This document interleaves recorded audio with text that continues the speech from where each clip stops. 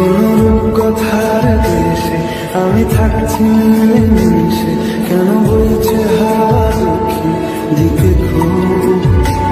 সে কি দেখতে পেয়েও পায় না, নাকি দেখতে আমায় চায় না, তবু সুযোগ